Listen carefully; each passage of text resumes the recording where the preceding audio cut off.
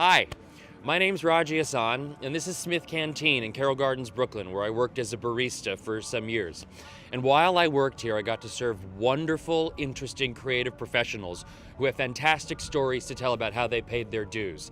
This show is a love letter to us millennials about what it takes to get to where you want to go. Hard work, persistence, and I hope you enjoy it.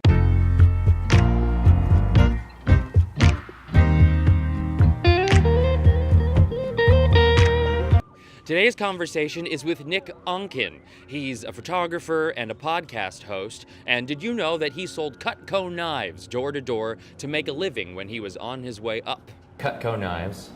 Cutco knives. Cutco knives. What's Cutco knives?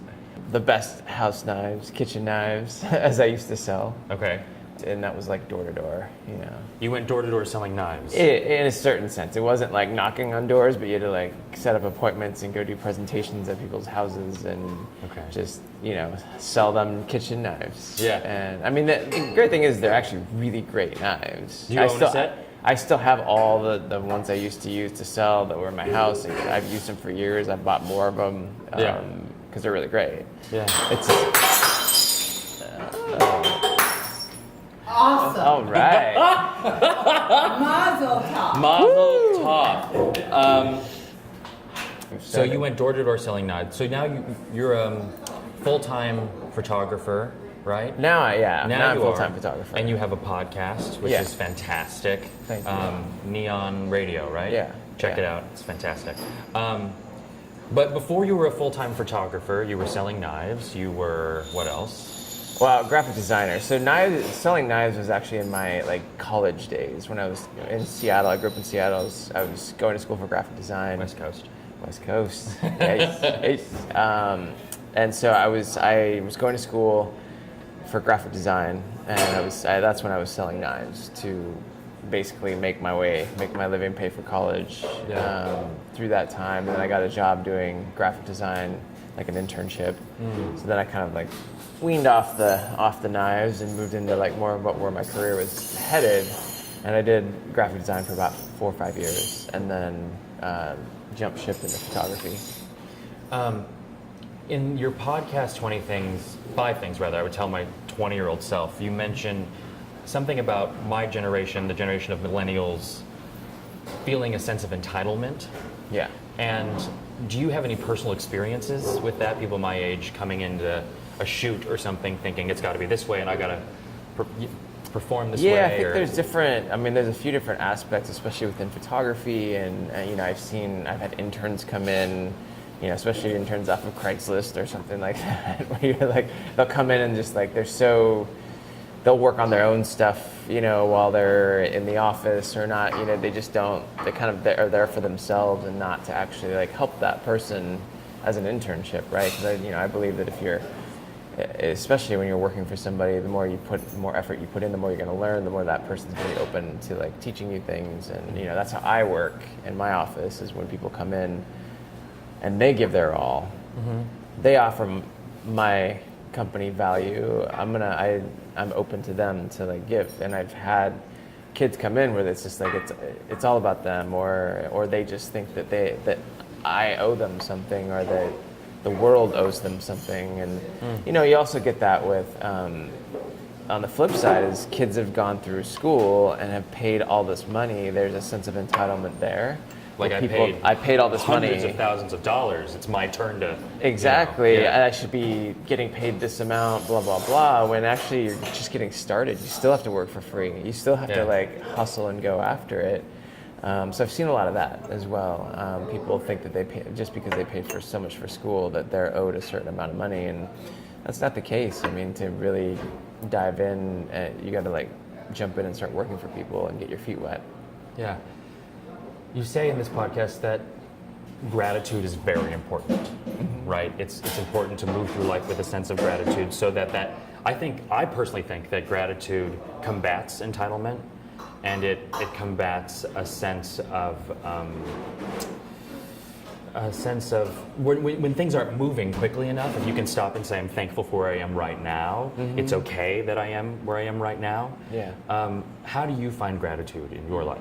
What is that process? I think it's a kind of a state of grounding, and a state of, I mean, you want to, like, being grateful just in general for whatever, it's the breath that you're taking, or the heartbeat, your heartbeat, or, you know, the people in your life, or the work that you have, the abundance that you have, you know, on a daily basis, but then also gratitude towards other people. And I think that's something I've learned a lot from Stacy, actually. She shows so much appreciation for other people, and you know, I think gratitude in that respect, and especially coming into an industry of being grateful for an opportunity that somebody might give you.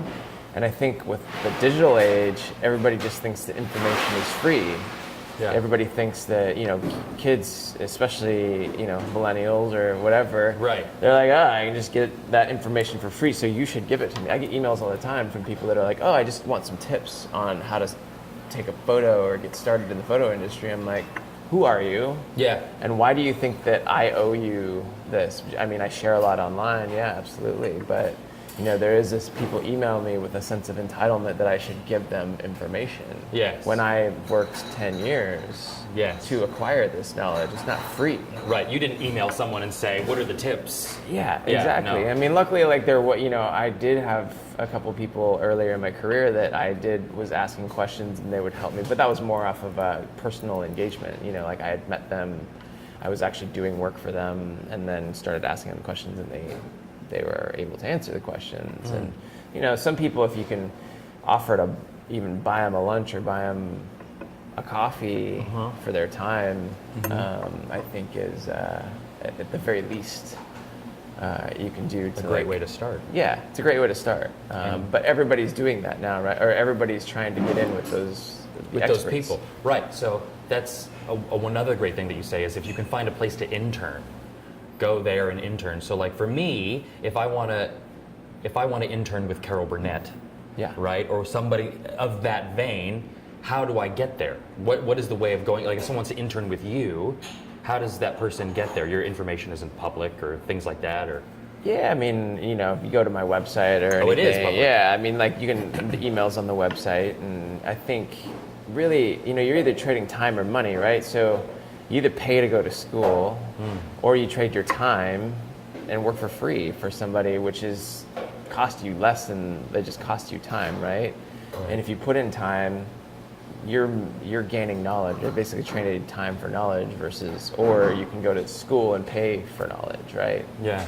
It's like there's different ways of doing it, but I think going and offering that person as much value as you possibly can will get you in the door a lot easier than somebody just like, well, I want to intern from you because I need to learn. Right. You know, if you're going to go and give your time, you're going to learn no matter what. Whether you're just observing, whether you're, you know, you have access to that person to ask them questions. You know, if somebody comes in and interns for me, they have access to come in and ask questions all they want. Yeah. You know, because they're coming in and helping me out and giving me their time and helping me with my business. So, you know, in turn, they get to learn. I'm open to sharing with them. So I've mentored a lot of people in that respect over the last few years. So then that question is very specific to you. Like, you can answer like how you would handle somebody who comes in and says, get some time, that kind of thing. Absolutely. That's how I would, you know, and I've talked a little bit about that on the podcasts, and, you know, I think that's just kind of a way of life too, is if you're more approaching it by adding value to people, you're gonna get your foot in the door faster. You're gonna add value to them. They're gonna give more to you in return, just as a vibration, as an energy, not necessarily as a give and take. But right, that's a great point. Using the word value and saying what kind of value. Like, for me, what kind of value can I bring to this television set or to this theater, whether I'm acting or whether I'm the usher who's taking a ticket. Right. What kind of value can I place on taking someone's ticket? Yeah. Right? And being in the environment that is. Yeah. Right? Absolutely. Well, and like, what other skills do you have that you can add value to that person you want to learn from, right? Like social media, or, you know, if you can help them out in an area that they can't figure out, or they don't want to do, you know, that's also a space of to get in the door. Yeah.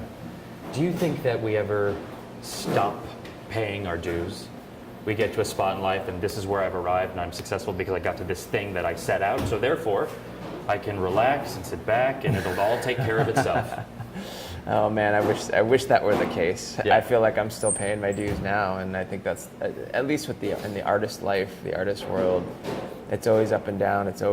You're always having to reinvent, and I think now with the digital revolution, that's even more prominent, especially with people that have been doing it for a little while, to come in and things have changed. The industry has shifted. I'm having to hustle and pay dues all over again. So as a certain full-time respect. photographer, someone Yeah. who's not may not be waiting tables and bussing a restaurant, Yeah. but you're paying your dues in your way right now. It just doesn't.